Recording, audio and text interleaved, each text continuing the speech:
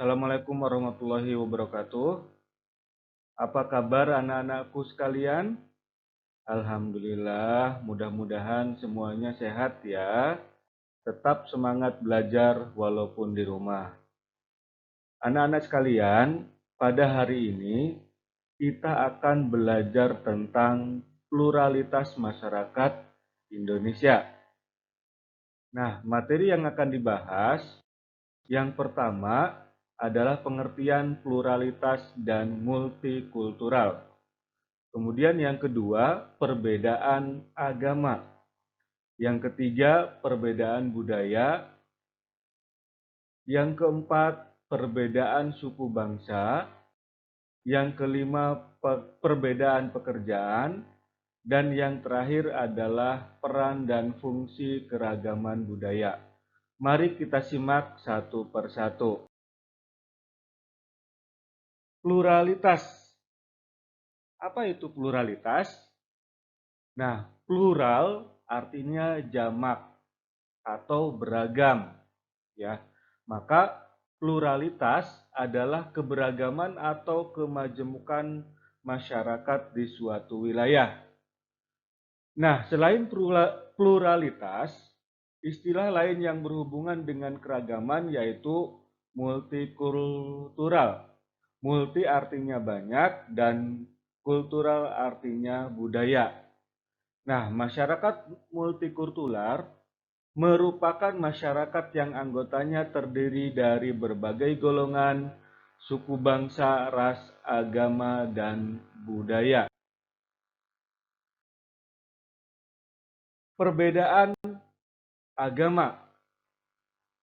Agama yang resmi yang diakui oleh pemerintah sekarang itu ada 6.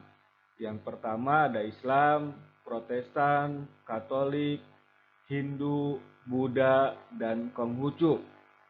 Nah, masing-masing agama mempunyai perbedaan, baik dari tata cara peribadatan, tempat ibadah, hari raya keagamaan, cara berpakaian, dan lain-lain. Bisakah kalian menyebutkan perbedaan-perbedaan di atas? Baik, perbedaan agama harus kita sikapi dengan sikap saling memahami, saling menghargai, dan toleransi. Toleransi beragama bukan berarti mencampur adukan ajaran agama, tetapi saling menghormati dan membantu terciptanya keamanan dan kenyamanan umat beragama dalam menjalankan ibadahnya masing-masing. Selanjutnya, perbedaan budaya. Kebudayaan berasal dari Sanskerta budaya yang merupakan bentuk jamak dari budi yang berarti budi atau akal. Culture adalah kata asing yang berasal dari kata bahasa Latin colere yang berarti mengolah, mengerjakan, dan terutama berhubungan dengan pengolahan tanah atau bertani. Memiliki makna yang sama dengan kebudayaan, yang kemudian berkembang maknanya menjadi segala daya upaya serta tindakan manusia untuk mengolah tanah dan mengubah alam. Menurut Kuncharaningrat, budaya merupakan sebuah sistem gagasan atau dan rasa, sebuah tindakan serta karya yang dihasilkan oleh manusia di dalam kehidupan bermasyarakat yang dijadikan kepunyaannya dengan belajar.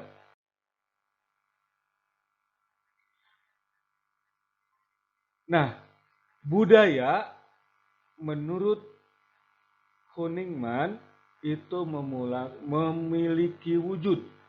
Nah, ada 3 wujud budaya. Yang pertama adalah gagasan atau wujud ideal.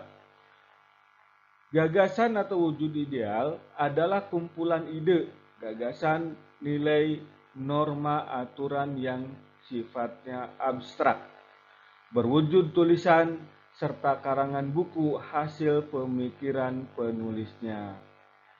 Yang kedua, aktivitas adalah tindakan berpola dari manusia dalam masyarakat yang disebut dengan sistem sosial. Sifatnya konkret berupa interaksi manusia dengan manusia lain. Di sini adalah kontak serta pergaulan. Yang ketiga, artefak atau karya. Wujud kebudayaan fisik hasil dari aktivitas dan karya dari manusia, berupa benda yang dapat dilihat, diraba, dan didokumentasikan. Sifat paling nyata bila dibandingkan dengan gagasan dan aktivitas. Nah, menurut Kuncharaningrat, ada 7 unsur kebudayaan. Yang pertama, peralatan dan perlengkapan hidup manusia. Misalnya pakaian, perumahan, alat-alat rumah tangga, senjata, alat-alat produksi, transport, dan lain sebagainya. Yang kedua, mata pencaharian hidup dan sistem-sistem ekonomi. Di sini ada pertanian, bagaimana produksi atau sistem produksi ya, bagaimana cara mendistribusikan barang atau sistem distribusi dan lain sebagainya. Kemudian yang ketiga, sistem kemasyarakatan atau juga sistem kekerabatan, organisasi politik, sistem hukum, sistem perkawinan. Yang keempat, bahasa, baik bahasa lisan maupun bahasa tertulis. Kemudian yang kelima, kesenian. Ini bisa berupa seni rupa, seni suara, seni gerak, dan sebagainya. Kemudian sistem pengetahuan. Dan yang terakhir adalah religi atau sistem kepercayaan. Nah, faktor yang mempengaruhi perbedaan budaya masyarakat Indonesia. Ada 2 faktor. Yang pertama adalah perbedaan lokasi. Perbedaan lokasi kondisi alam di berbagai daerah di Indonesia ini menyebabkan adanya perbedaan hasil kebudayaan. Salah satu contohnya adalah rumah. Bentuk rumah di Jawa dan di Kalimantan itu berbeda karena menyesuaikan lokasi atau tempatnya. Kemudian yang kedua adalah perbedaan agama atau keyakinan. Perbedaan agama atau keyakinan menyebabkan adanya hasil kebudayaan dari berbagai agama di Indonesia.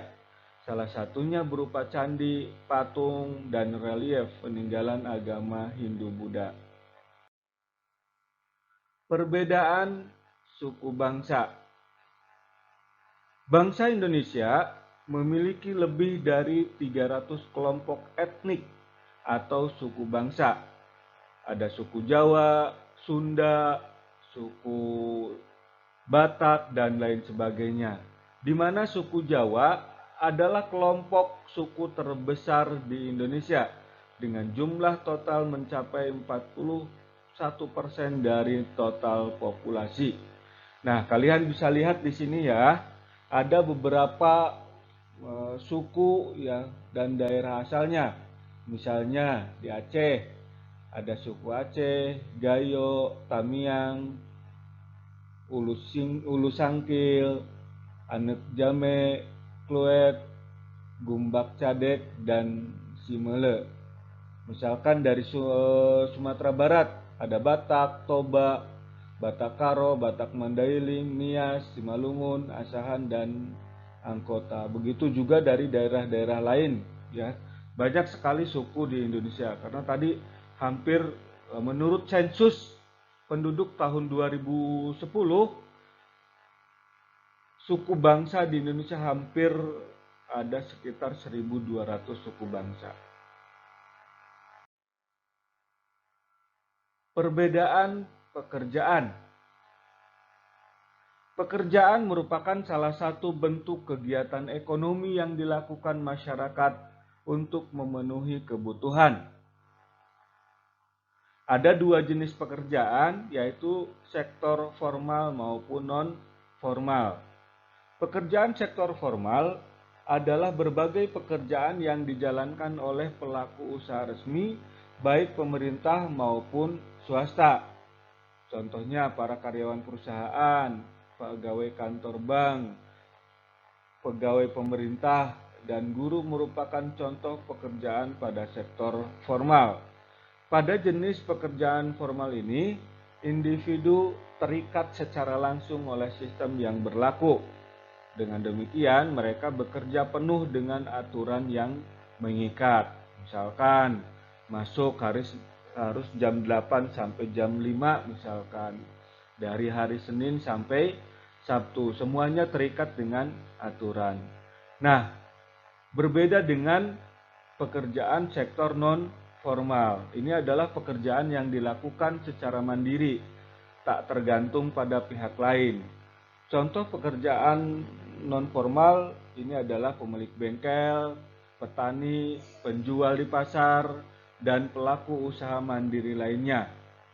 Nah, mereka bekerja dengan bebas.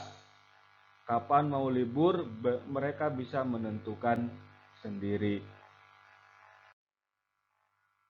Kemudian yang terakhir, peran dan fungsi keragaman budaya. Nah, ada 5 peran ya, dan fungsi keragaman budaya. Yang pertama adalah sebagai daya tarik bangsa asing. Ya.